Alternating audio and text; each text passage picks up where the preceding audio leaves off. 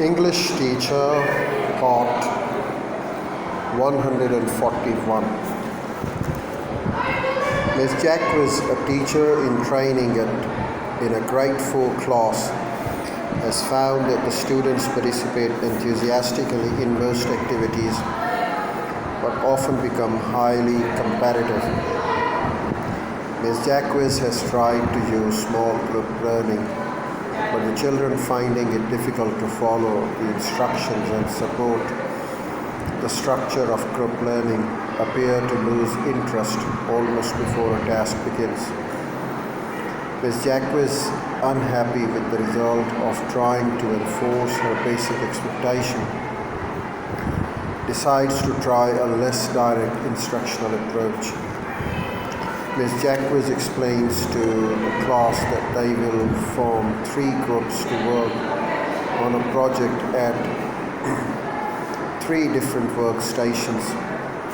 She reads out clearly the names of children assigned to each group and workstations and give instructions for the task.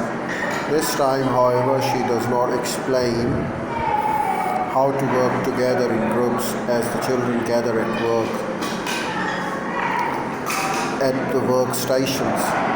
Ms. Jacques, cooperating teacher and teaching partner, each attaches herself to one group, leaving Ms. Jacques to work with the third. Both of the other groups receive direction and coaching as they work. They resolve disagreements without fuss and keep on task. In Ms. Jacques' group, however, work does not go smoothly. The children quarrel over the materials and disagree about their task, and 3 of them compete strongly for leadership. Difficult as it is, Ms. Jacques keeps to her plan and does not intervene. At the end of the period, her group has not completed its task, whereas the other 2 groups proudly display finished products with prompting from their respective learning facilitators. They explain how they worked to complete their task. Ms. Jacques then gathers her group together and asks them how they feel about their group work. They mumble that they wish that they had finished their task so that they could have something to show the other groups. I wonder why we didn't finish. Ms. Jacques says, did we understand the task we had to do? Heads nod as the group agrees that they knew what to do. Do we have the materials? She continues. We had everything, Jessie volunteers. We just didn't do our job right. That's right, adds Eri. We should have started working instead of arguing. If we'd chosen a leader, she could have made sure we listened to everyone's ideas and we could have decided how to do our project sooner, offers Amanda. And better. Pat breaks in. I still have a great idea about getting started.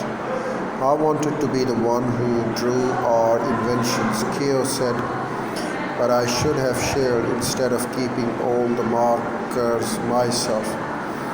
We wasted our time, said Simon. I wish we could still do our project. Eddie says I'd miss access if we could. The others agree. Well, I think that's possible, says Ms. Jacques. It sounds as if you have good ideas how to work as a group now. Maybe we didn't waste our time. We learned ways not to work in a group. Let's list the things we want to do as we work on our project. Then we'll decide when we can get together to have another go at it. Balancing teaching strategies.